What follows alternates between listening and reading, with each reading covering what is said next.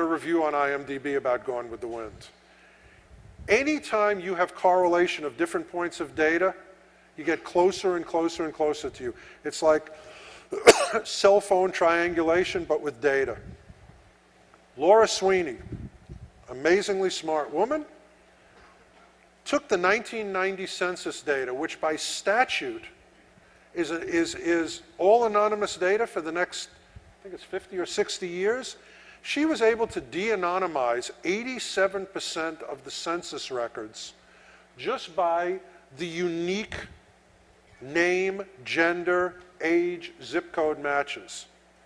You know, you may not be the only Bob Jones. You may not be the only 65-year-old guy in zip code 11229. But if I get enough data about you, the sample gets smaller and smaller and smaller until it's a sample of you.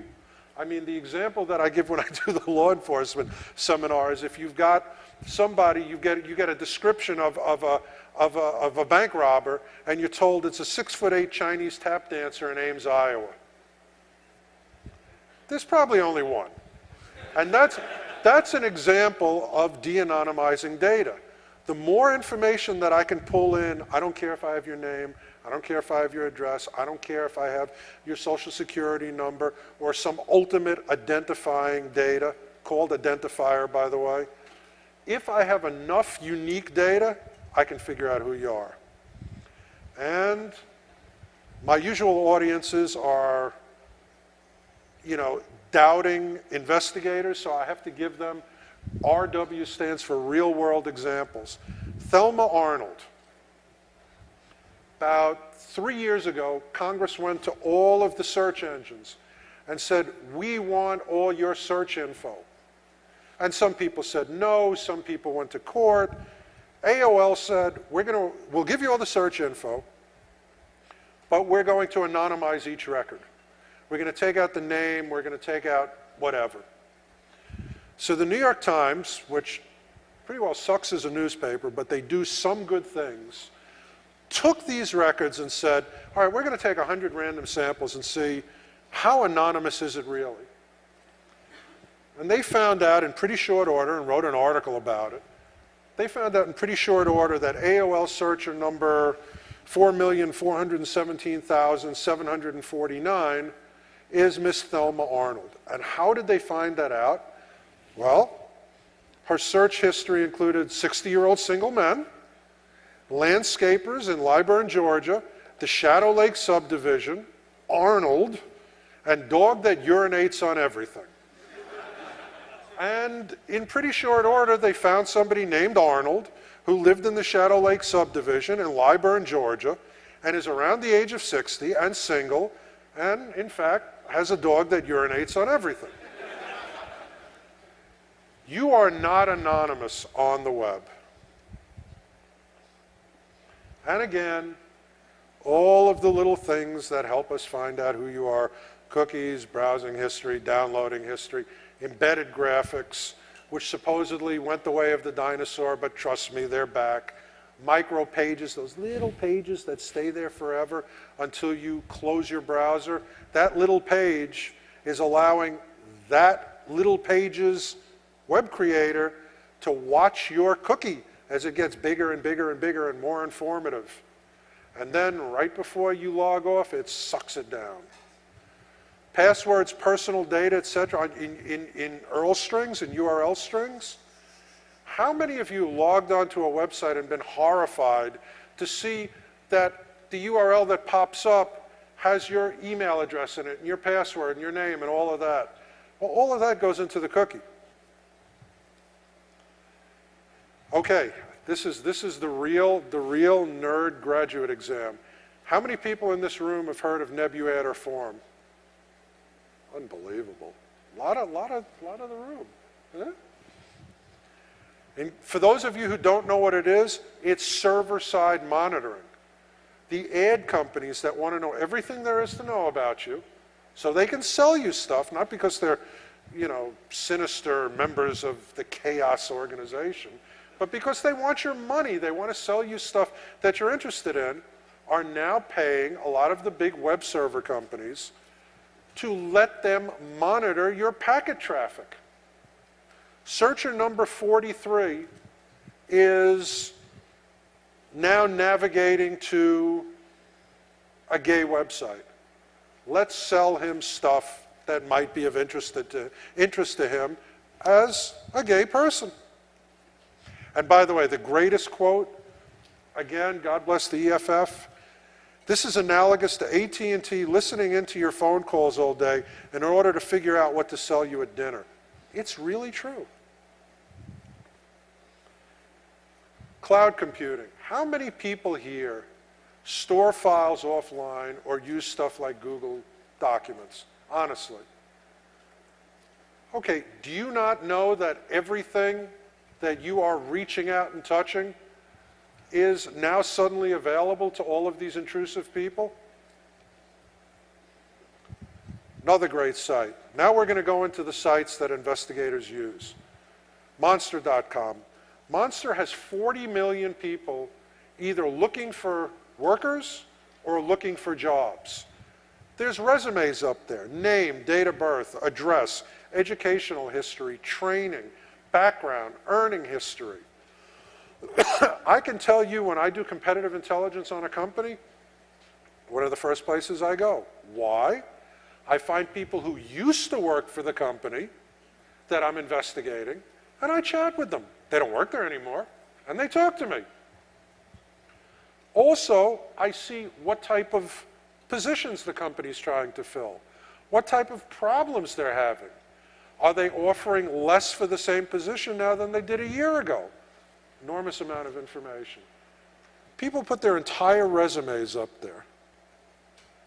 Zaba Search. Zaba Search is available. You know, most people laugh at this. They think it's crap. It's got Kevin Mitnick's every single address in there. And presumably Kevin knows how to hide. You in the audience, Kevin? Well, we've got your address. This is the entire TransUnion credit database without the identifiers. Zoom Info, again, jobs. All of these sites and LinkedIn and all of the sites that you're constantly, like me, getting mail from your friends that want you to join their circle. Thank you very much. Now, finances. Again, as an investigator, thank you. One of the hardest things to do is find your money so we can grab it when you owe a client money. So many of you, however, these days are considerate.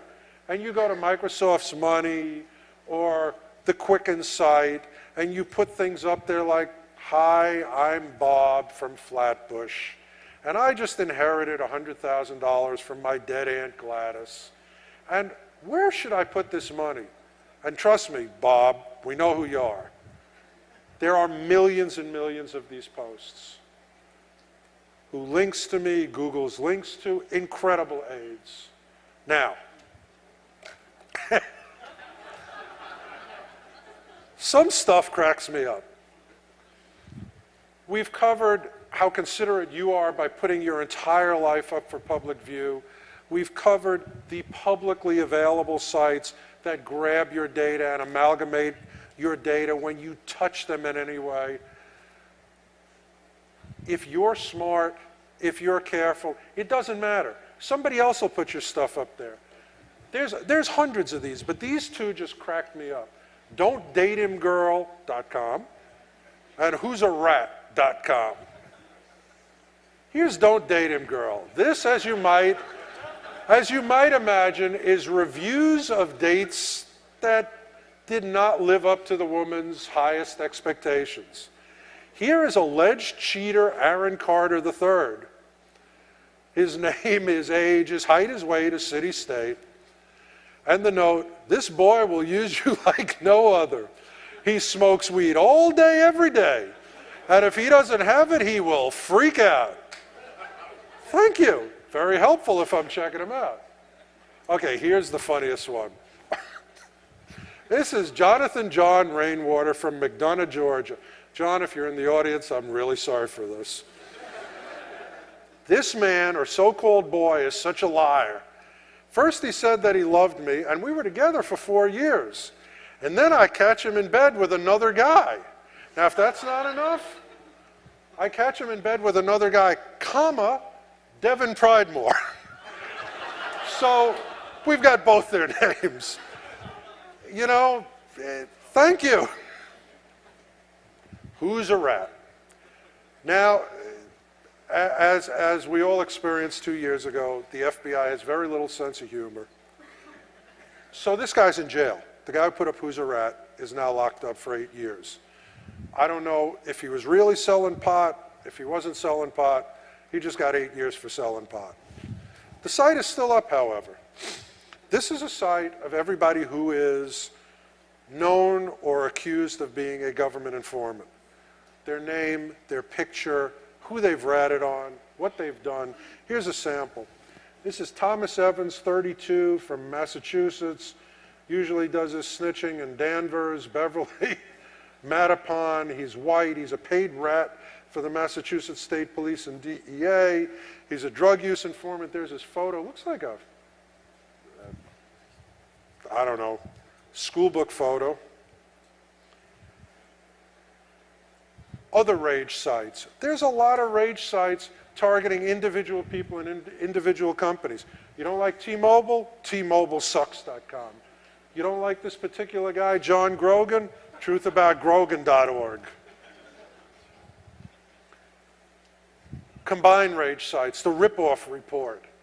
Anybody you've done business with you think has done you wrong, their name and company goes up there.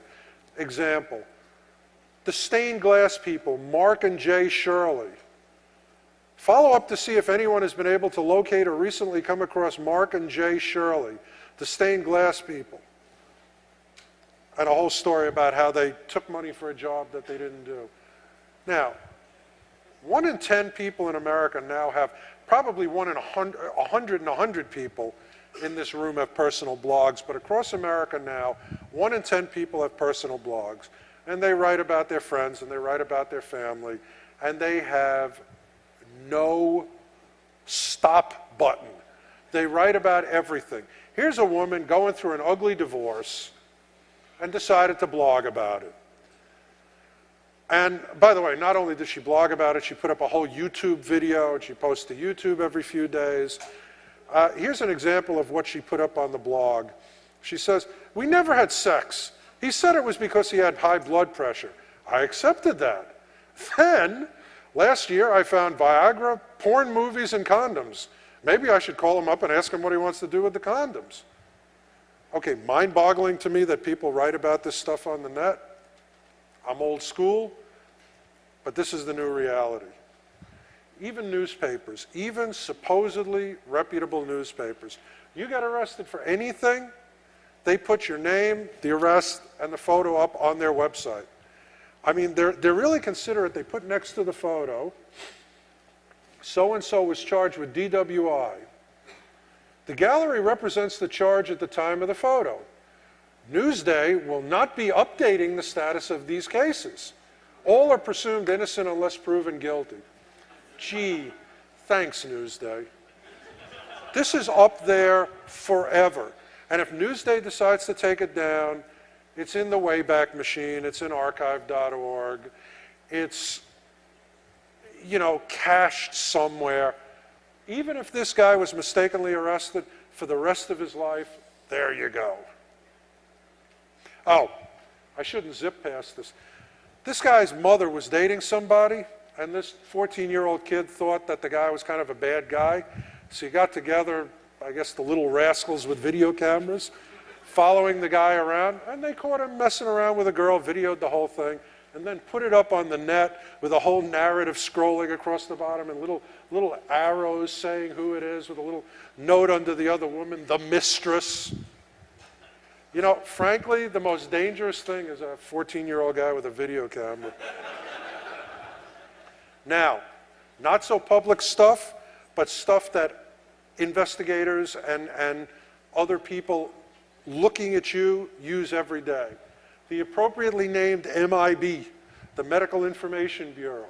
Every time you apply for insurance, every time you make a claim, every time you have a medical test, all your HMO stuff in